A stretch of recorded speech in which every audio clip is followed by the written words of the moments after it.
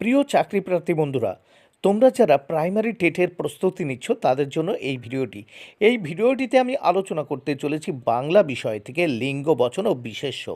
বন্ধুরা, তোমরা দেরি না করে এই ক্লাস অবশ্যই করে নাও, যাতে তোমরা তোমাদের টেট পরীক্ষার সময় যথেষ্ট উপকৃত হতে পারো এবং যথেষ্ট সংখ্যক প্রশ্ন কমন পেতে পারো। বন্ধুরা, তাই দেরি না করে শুরু করা যাক আজকের ক্লাস। আজকের প্রস্তুতি নাম্বার 6 দেখে নাও তাহলে। 1 নম্বর প্রশ্ন, লিঙ্গ শব্দের অর্থ হলো। দেখো, লিঙ্গ শব্দের অর্থ হচ্ছে কি? লক্ষণ বা চিহ্ন। 2 নম্বর প্রশ্ন দেখে নাও, পলাতক শব্দটির লিঙ্গান্তর করলে হয়। পলাতক শব্দটির লিঙ্গান্তর করলে হয় উত্তর খ, পলাতকা। 3 নম্বর প্রশ্ন দেখে নাও, দৌহিত্র শব্দটির লিঙ্গান্তর করলে হয় লিঙ্গান্তর করলে হয় দৌহিত্রী। আবার বলছি, দৌহিত্র শব্দটির লিঙ্গান্তর করলে হয় দৌহিত্রী। 4 নম্বর প্রশ্ন দেখে নাও, মাতুল শব্দটির লিঙ্গান্তর করলে হয় ঘ, মাতুলানি। 5 নম্বর প্রশ্ন দেখে নাও, সুলোচন শব্দটির লিঙ্গান্তর করলে হলো সুলোচনা, গ। 6 নম্বর প্রশ্ন দেখে নাও, ক্ষুদ্র আকারের পুস্তককে বলে পুস্তিকা। এটি কোন লিঙ্গ? উত্তর খ, স্ত্রীলিঙ্গ। 7 নম্বর প্রশ্ন দেখে নাও, নিচের কোনটি নিত্য পুংলিঙ্গের উদাহরণ? উত্তর ক, স্ত্রৈণ। 8 নম্বর প্রশ্ন ও তার উত্তর দেখে নাও, আয়া শব্দটির পুংলিঙ্গ হবে। উত্তর ঘ, খানসামা।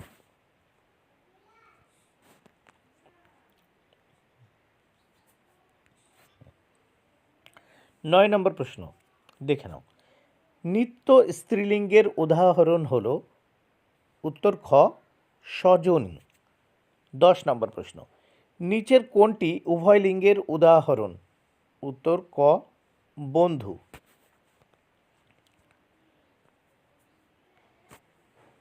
11 নম্বর প্রশ্ন দেখে নাও, এড়ে বাছুরের লিঙ্গান্তর করলে হয়। উত্তর গ, বকনা বাছুর। 12 নম্বর প্রশ্ন দেখে নাও, বিহঙ্গ শব্দটির লিঙ্গান্তর করলে হয়। উত্তর খ, বিহঙ্গিনী। 13 নম্বর প্রশ্ন দেখে নাও, বচনের দ্বারা কোন পদের সংখ্যা বোঝায়? উত্তর ঘ, বিশেষ্য ও সর্বনাম। 14 নম্বর প্রশ্ন দেখে নাও, বচন কথার অর্থ হল। উত্তর ক, সংখ্যা। 15 নম্বর প্রশ্ন দেখে নাও, কেশ শব্দটির বহুবচনের রূপ হল। উত্তর খ, কেশদাম। 16 নম্বর প্রশ্ন দেখো, ধেনু ধেনু শব্দটির বহুবচনের রূপ হল। উত্তর গ, ধেনুকুল।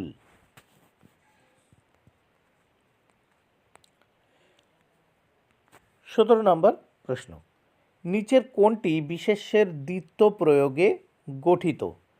উত্তর ঘ, দেখো, মাঠে মাঠে।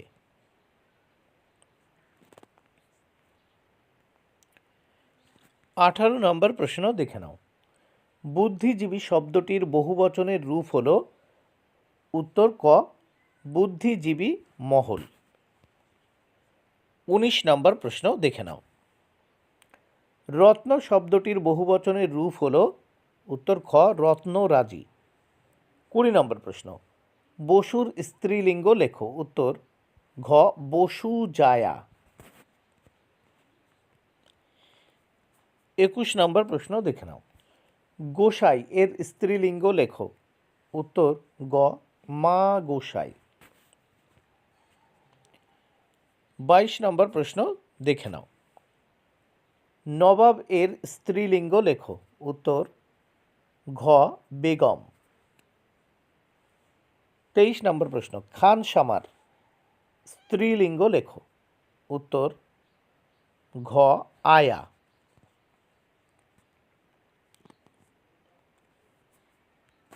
এরপর এরপর দেখে নাও, যা এর পুংলিঙ্গ লেখো। উত্তর ঘ দেওর। 25 নম্বর প্রশ্ন দেখে নাও। 25 নম্বর প্রশ্ন, সব জান্তা কোন লিঙ্গ? উত্তর ঘ উভয় লিঙ্গ। 26 নম্বর প্রশ্ন, লতা কোন লিঙ্গ? উত্তর ঘ নিত্য স্ত্রী। এবার দেখো 27 নম্বর প্রশ্ন, বিপত্নী কোন লিঙ্গ? উত্তর ঘ নিত্যপুং। বিপত্নী কোন লিঙ্গ? উত্তর ঘ নিত্যপুং।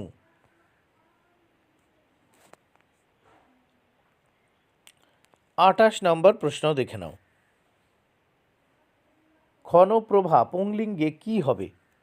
উত্তর ঘ পুংলিঙ্গ হয় না, ক্ষণপ্রভার পুংলিঙ্গ হয় না। এরপর দেখো 29 নম্বর প্রশ্ন দেখে নাও, কৃতদার কোন লিঙ্গ? উত্তর ঘ নিত্য স্ত্রী।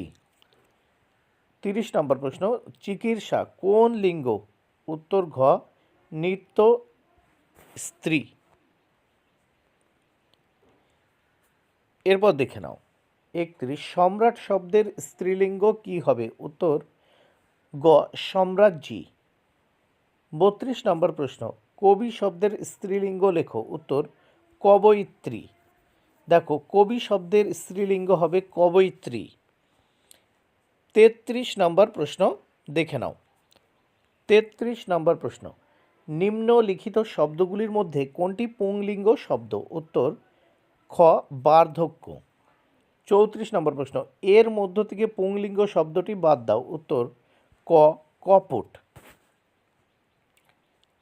এবার দেখো এখানে নাম্বারিংয়ে ভুল আছে, এটা হবে 35 নম্বর প্রশ্ন, বিদ্বান শব্দের স্ত্রীলিঙ্গ কি হবে? উত্তর ক বিদুষী। এবার দেখে নাও 36 নম্বর প্রশ্ন, নিম্নলিখিত শব্দগুলির মধ্যে কোনটি স্ত্রীলিঙ্গ? এখানে ক মৃত্যু। এরপর দেখে নাও 37 নম্বর প্রশ্ন, এটি 37 নম্বর প্রশ্ন, এই শব্দগুলির মধ্যে কোনটি নিত্য বহুবচনের উদাহরণ? উত্তর দেখো এখানে প্রাণ, দর্শন, হস্তান্তর সবগুলিই কিন্তু নিত্য বহুবচনের উদাহরণ। এইবার দেখো এখানে আমরা আলোচনা করতে চলেছি বিশেষ্য। বিশেষ্য থেকে যে প্রশ্নগুলো অত্যন্ত গুরুত্বপূর্ণ তা হলো, দেখো 1 নম্বর প্রশ্ন, কুশলতা কোন প্রকার বিশেষ্য? উত্তর গ ভাববাচক। 2 নম্বর প্রশ্ন দেখে নাও, যে সংজ্ঞা দ্বারা কোনো ব্যক্তি, বস্তু বা স্থানকে বোঝায় তাকে কি বলে? উত্তর ঘ ব্যক্তিবাচক। 5 নম্বর প্রশ্ন দেখে নাও, নিম্নলিখিত শব্দগুলির মধ্যে ভাববাচক বিশেষ্য কোনটি? উত্তর খ শত্রুতা। 6 নম্বর প্রশ্ন দেখে নাও, কোন শব্দটি জাতিবাচক বিশেষ্য নয়? উত্তর ক গঙ্গা। 7 নম্বর প্রশ্ন, কোন শব্দটি ভাববাচক বিশেষ্য নয়? উত্তর ঘ মিষ্টি। 8 নম্বর প্রশ্ন দেখে নাও, নম্রতা কোন প্রকার বিশেষ্য? উত্তর ঘ ভাববাচক। 9 নম্বর প্রশ্ন দেখে নাও, এই শব্দগুলির মধ্যে কোন শব্দটি বিশেষ্য? উত্তর গ ক্রোধ। 10 নম্বর প্রশ্ন, বাংলায় কত প্রকার কারক আছে? উত্তর ক 6 প্রকার। 11 নম্বর প্রশ্ন দেখে নাও, 11 নম্বর প্রশ্ন, অপাদান কারকের চিহ্ন কি? উত্তর দেখো থেকে, অপাদান কারকের চিহ্ন হলো থেকে।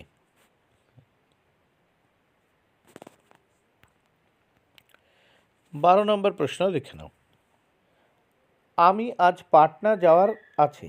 আমি আজ পাটনা যাওয়ার আছে বাক্যটিতে কোন শব্দটি পরিবর্তনে বাক্যটি শুদ্ধ হবে? দেখো এখানে আমার করতে হবে। এখানে যদি হয় আমার আজ পাটনা যাওয়ার আছে তাহলে কিন্তু বাক্যটি শুদ্ধ হবে।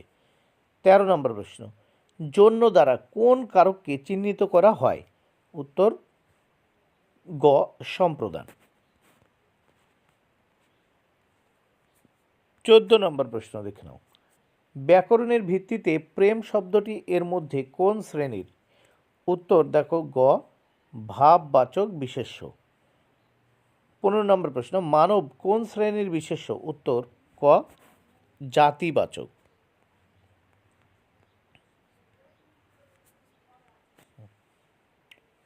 16 নম্বর প্রশ্ন, বার্ধক্য অভিশাপ, বার্ধক্য শব্দটি ব্যাকরণের ভিত্তিতে কি? উত্তর ঘ ভাববাচক বিশেষ্য। 17 নম্বর প্রশ্ন, এর মধ্য থেকে জাতিবাচক বিশেষ্য বাদ দাও। উত্তর খ বালক। দেখো, এর মধ্য থেকে জাতিবাচক বিশেষ্য বাদ দাও, খ বালক। 18 নম্বর প্রশ্ন দেখে নাও। বালক শব্দের দ্বারা ভাববাচক বিশেষ্য বানাও। উত্তর গ বালক সুলভ। 19 নম্বর প্রশ্ন, কোন বাক্যটিতে অপাদান কারক হয়েছে? উত্তর খ গঙ্গার হিমালয় থেকে উৎপত্তি ঘটেছে।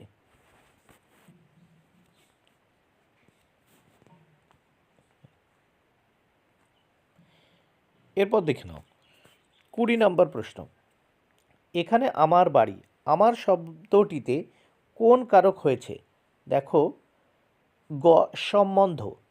21 নম্বর প্রশ্ন, তাজমহল কি প্রকার বিশেষ্য? উত্তর দেখো তাজমহল এখানে কিন্তু এটা ব্যক্তি নয়, এটা একটা বস্তু, বস্তুবাচক বিশেষ্য। এটি ভুল, তাজমহল কি প্রকার বিশেষ্য, এটি বস্তুবাচক, ফলে ক ইজ দ্য রাইট অ্যান্সার। 22 নম্বর প্রশ্ন দেখে নাও। ঘোড়া কোন প্রকার বিশেষ্য? উত্তর দেখো ঘোড়া হলো জাতিবাচক বিশেষ্য। 23 নম্বর প্রশ্ন দেখে নাও। পত্নী কোন প্রকার বিশেষ্য? উত্তর গ জাতিবাচক বিশেষ্য পত্নী। এরপর দেখে নাও 24 নম্বর প্রশ্ন, লাল শব্দ দিয়ে ভাববাচক বিশেষ্য তৈরি করো। উত্তর ক লালি। লাল শব্দ দিয়ে ভাববাচক বিশেষ্য তৈরি করো। উত্তর ক লালি। 25 নম্বর প্রশ্ন দেখে নাও।